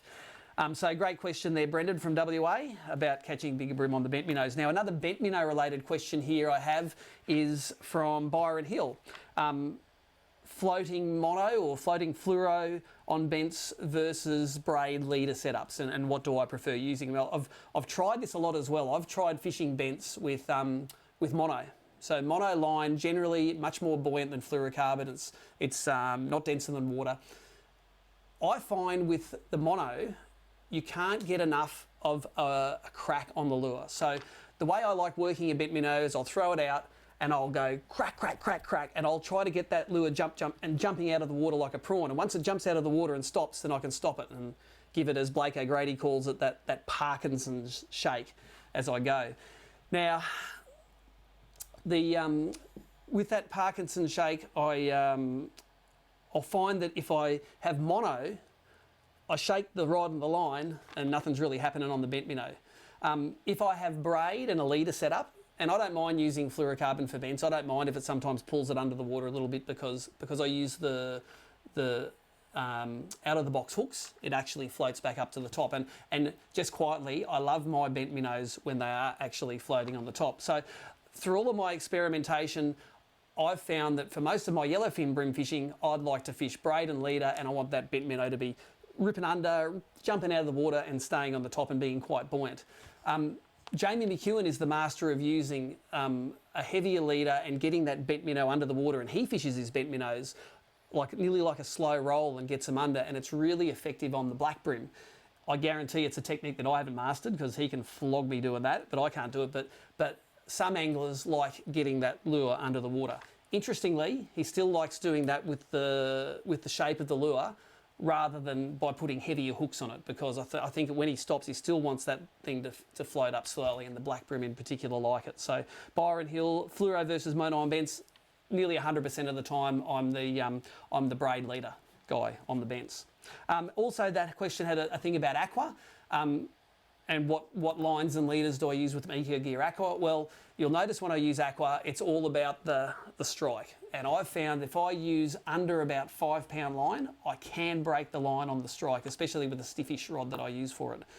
If I use 5 or 6 pound and greater, I might get slightly fewer bites, but the chances of me digging that hook into their mouth, and the bream can have a hard mouth, are much better. So for me with Aqua, braid and leader, unless the water is so clear and calm that they're not eating it, in which case, hey, fish them on 2 pounds straight through, feed it to them, see if they can swallow it down their guts, and you can hook them in the mouth that way. You can catch them on aquas on 2 pound line, but your hook sitting ability is... If I was going to fish them on 2 pound line, I wouldn't fish it on that Magic Beak worm hook. I'd fish it maybe on a really lightly weighted hidden weight system jig head, or just a mustard Aberdeen jig head hook with no weight on it at all. I'd feed it through, let it sink down, and you want to have that exposed hook if you're going to be fishing the straight through fluorocarbon or mono on them. So that was from Byron Hill. Now, another one, we're starting to work our way out a little bit deeper, was from Fish Mad, talking about fishing edges. He says, do I fish close when I'm paralleling it, or do I fish a long way out? So and that's if I'm going along a shallow bank. My answer is I've learnt to fish a shallow bank a long way out, and mainly it's because most of my fishing I do is in a tournament, and most of the time I've got a non-boater in the back of the boat. So I think it's pretty unfair to get in close along a bank and have a non-boater fishing your prop wash. So I'll try to stay out far enough so that if I'm casting up in front of the boat, I'm moving fast enough so that the non-boater can sort of make the next cast 5 metres up the bank, and then I can make the next cast. And if you watch my live streams, you will see that that I'll often tell the non-boater, just throw over the top of me, mate. If I'm moving fast and I've thrown there and that lure's dragging back in the boat, they should be throwing over the top to the next spot, and then I should be throwing over the top to the next spot again. What it also means, I suppose, is I'm not spooking as many fish. So if we do see a fish or have a bite and there's a school of fish there, I can loop around and I haven't run through those fish. The converse of that is, on a pre-fish day, I will get right up on the bank and I'll put my electric motor on 10 and I will try to spook fish off the edge. If I see a really good edge and I don't want to sting the fish and hook the fish on it, I will go burn it along that edge on 10, and I won't even be fishing. I'll just be looking, and I'll be like, yep, there goes a kegger, there goes a kegger, there's a school of bream there, and you don't have to catch them to know they're there on the pre-fish day. So spooking fish in shallow water is pretty good. I guarantee you spook them one day, they're going to bite probably 20 minutes later, let alone the next day. So that was for fish mad, fish in the edges, close, parallel or far out. Do the right thing by your non-boater, fish a bit further out. Scott Pierce has got a question here about if you're just starting brimming, what are a couple of real basic techniques that you should know? And that's a pretty good question, because when I look at the YouTube, the how-to videos I do, the basic ones are always the most popular. I reckon there'd be two techniques that if I was starting brimming I'd use, and there's 2 lures that I'd use to do it.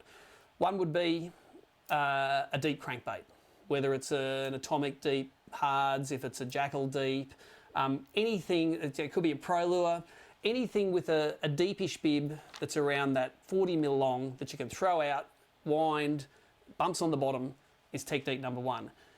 If you're yellowfin brim fishing, throw it out over a rocky bottom and slow wind it in. Like, that's the number 1 easy technique for brimming. My kids can do it when they're about 4 or 5 years old. It's not that hard.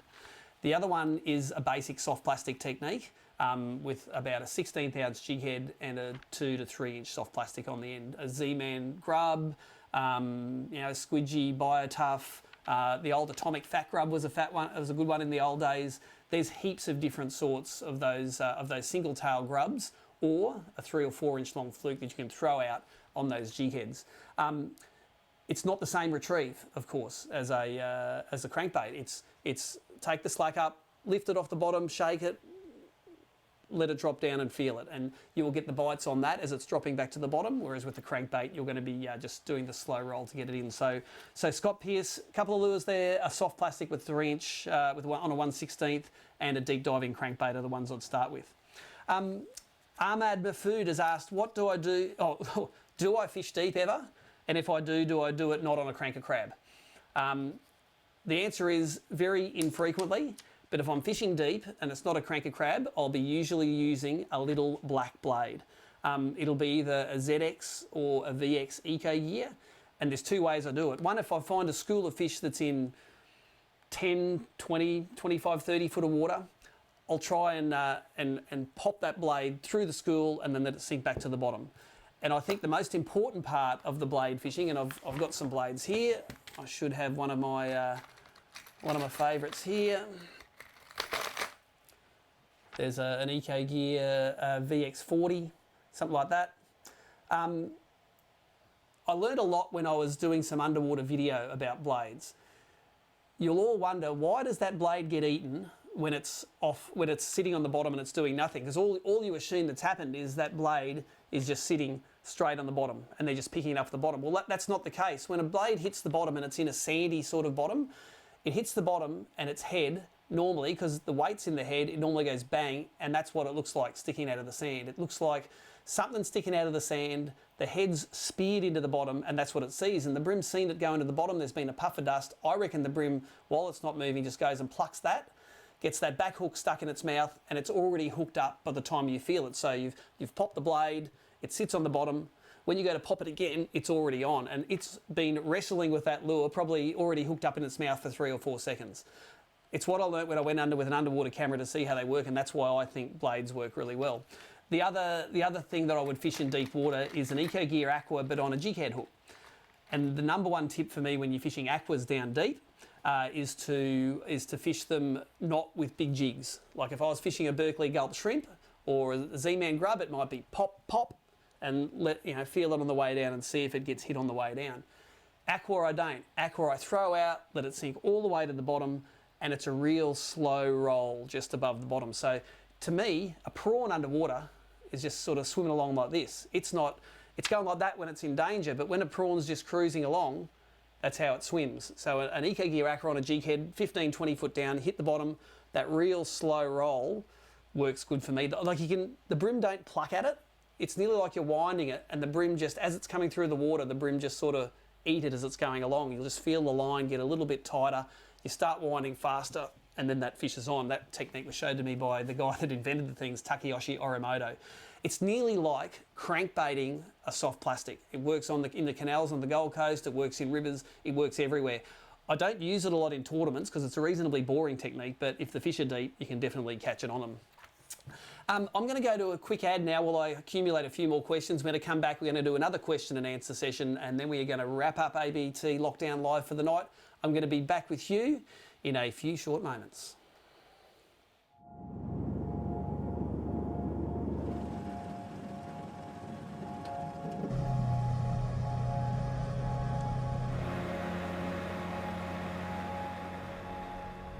We know they're out there. And we know we need to find them. We target them for different reasons. But when the line tightens, we all feel the same. We feel alive. The water moves around us and the world feels far away. We are here. We are fishing.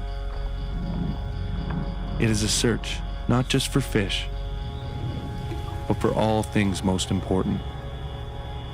For family and friends, for tradition and tranquility, for conservation and competition. All of us find what we are looking for. Yet we continue searching. We cast, and as the lure soars, our hopes soar with it. This will be the one. They tell us insanity is doing the same thing over and expecting different results. But we are not insane. The fish are still out there, and we are fishermen. We have been since we were young, and will be until we can do no more. And then, when the ice begins to freeze within us, we will make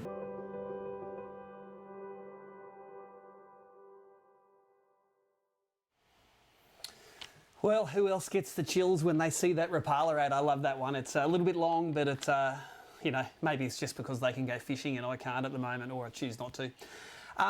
We've got a few winners for you before the next question and answer. We've got plenty of packs. We've got a Costa pack, which was for someone who told us where they were in Australia.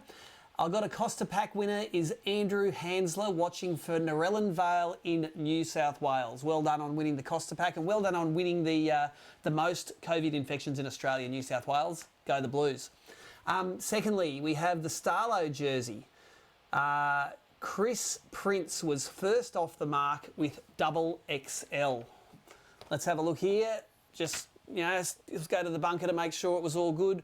I'm pretty sure you all got to see it at the end, but there we go. XXL, the net space, jersey and hat, Chris Prince.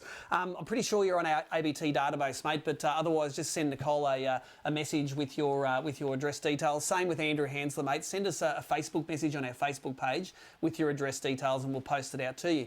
Last one, the Jollop Lures ABT jersey. Here they all are from Joey. Thanks, Joey, for the fizzes.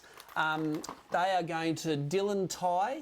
He named the Z-Man Turbo Craws as his one. So he gets the ABT jersey. Dylan, you're going to need to tell us your jersey size. Again, do it to our ABT Facebook page or Australian Bass Tournaments Facebook page. We were going to get that gear out to you. So that was Dylan Ty for the Jollop Lures, Starlo jersey, Chris Prince, Andrew Hansler from Narellan Vale for the Where the Hell Are You? And the final prize, I'm going to have something for him, the Suck Up to Nicholle prize. Jeff Alford says, Jeff Alford wins because he also complimented my cooking skills, says Nicholle. So there you go. If you've been lucky enough to have dinner with Nicole's cooked, it's pretty mint. So there you go. We're going to have something for you, G. Got to look after the man that looks after the chef. Always got to look after the chef. Let us go now, and we are going to do a few more question and answers. I've got a few more here that we've got together. The smart-ass one is from Joey Urquhart, wants to know why it's so easy for me to fill my brim limit, but you can't fill a bass limit. Joey, that's because we all know that bass fishermen are better than brim fishermen, and that we just don't have the skills to do it. That's my official answer. My unofficial answer is check out how much money the brim guys have taken off the bass guys in the last couple of years. The river guys have the skills. Mostly my bass I catch are bycatch in brim tournaments. That's why I'm no good at bass. We have a question from Dave Packerman. It says, how much difference does the second power pole make holding the boat solid without turning on the single pole? Now, there are two ways you can mount power poles in your boat. One is you put a power pole on one side, and whenever you put it down, the boat will then swing around with the current and it will find its own level. And when you've only got one power pole, that's fine. And for the type of fishing that we do, flats, the shallow water we do, it's probably not that important to have that second power pole. The real important thing second power poles are good for is for holding the nose of your boat in one locked in position. Now, power poles were developed for largemouth bass in the USA, and they were to fish for bedding fish. And a bedding fish might be in 1, 2, 3, 4, 5 feet of water, and you want to put your nose of the boat in one position and you don't want it to move. And that second power pole stops that, the boat swinging around in the wind or the current. There's normally no current when you're fishing for a bedding largemouth anyway. And it's really important for that. So if the question is, should I spend another $4,000 or $5,000 on a second power pole? You probably don't have to. You're probably not going to catch $5,000 worth of extra fish. If you can afford it and you want to do it, it's cool, it's fun to do, it's a nice bit of kit, then do it. That's awesome. The next question I have was from Paul Fleming. When do you use a chubby and when do you use a longer skinny lure, and why do I make that decision? There's a pretty simple answer to that one, Paul. I find that yellowfins tend to like those bigger, fatter lures. So if I'm crankbaiting anywhere from Sydney Harbour to the Clarence River to the Gold Coast to Gladstone, those small, fat lures that are quite buoyant and that I'll retrieve just with a standard retrieve, bumping it over the bottom, and having that big fat lure with the bib, keeping the hooks clear of the structure, is very easy to crank through nasty country where the yellowfins live. When you fish black brim down south, I'll more often opt for a jerkbait, a shallow diving jerkbait. What have we got here? I've just used them in Tassie, so a shallow jerkbait, something like that. That's like an Eco Gear MW.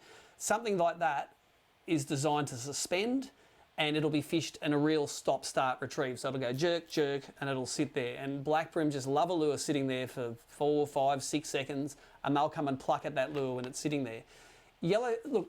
Blacks will eat fat lures and yellowfins will eat jerkbaits, but generally I find that the yellowfins, the fatties are more effective and the jerkbaits are more effective for the black brim. So, this is the box of lures that goes to Tassie for the shallow jerkbaits. They love shallow jerkbaits down there, and this is my box of lures for the fat cranks.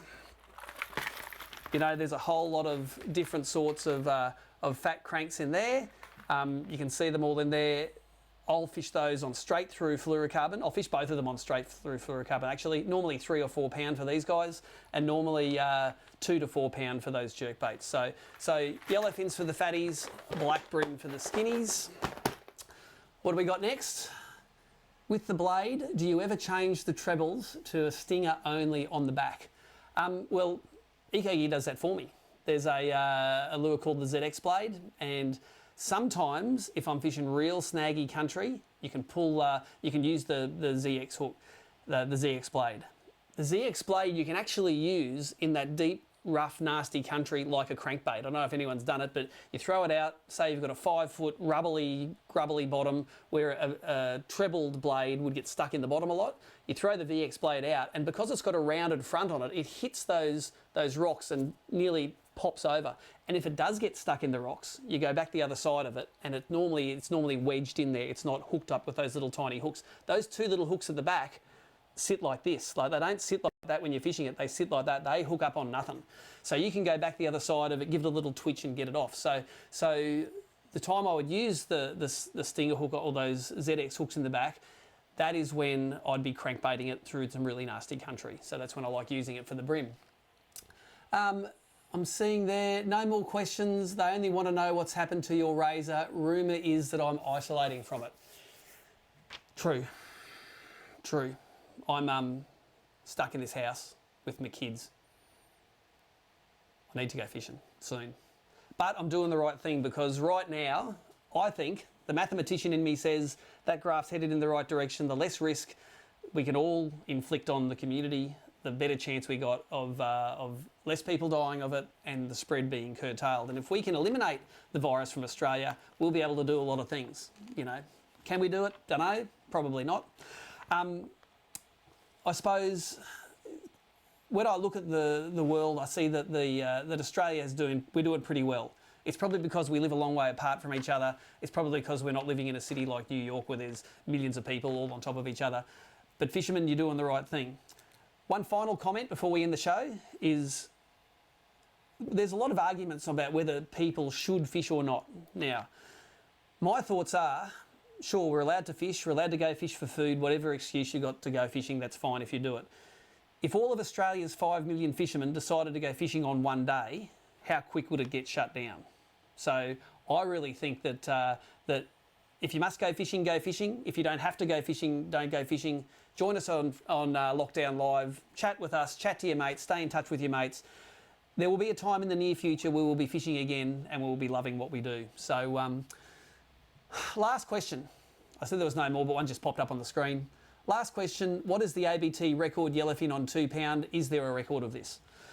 I've got a few ABT records for you on the top of my head. On 2 pound line, we don't know. We don't fish line class in ABT. I wouldn't know what the ABT record on 2 pound is. I know the biggest black brim I've caught on 2 pound is about 1.64 kilos, but I'm sure guys have caught bigger. The biggest brim landed in ABT is 1.99 kilos, caught by Chris Slickwright at Foster. And I guarantee he did not catch that on 2 pound line. He would have caught that on about 15 pound leader on top of a rack up the back in the muddy waters at Foster. And I'm going to get Righty on this show in the next few weeks and we're going to talk to him about that.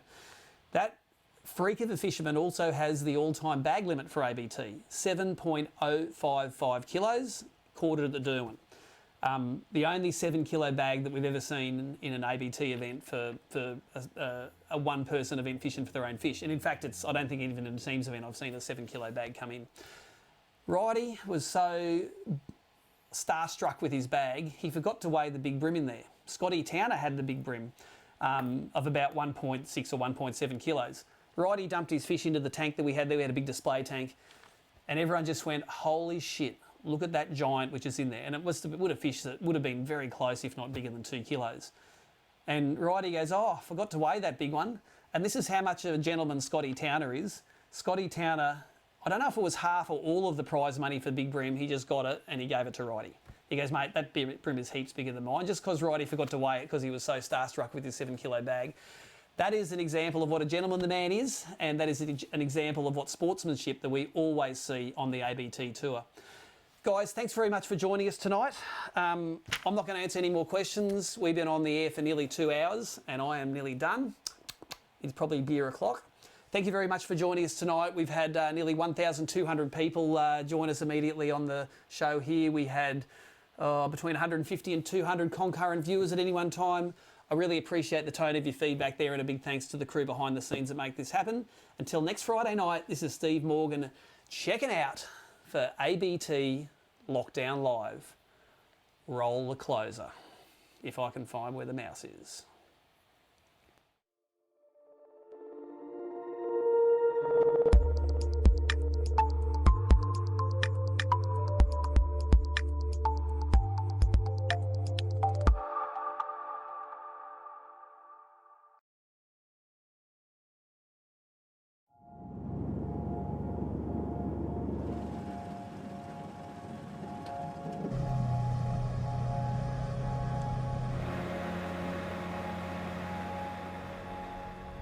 We know they're out there. And we know we need to find them. We target them for different reasons. But when the line tightens, we all feel the same. We feel alive. The water moves around us, and the world feels far away. We are here. We are fishing. It is a search, not just for fish, but for all things most important. For family and friends. For tradition and tranquility. For conservation and competition, all of us find what we are looking for. Yet we continue searching. We cast, and as the lure soars, our hopes soar with it. This will be the one. They tell us insanity is doing the same thing over and expecting different results. But we are not insane. The fish are still out there, and we are fishermen. We have been since we were young, and will be until we can do no more. And then, when the ice begins to freeze within us,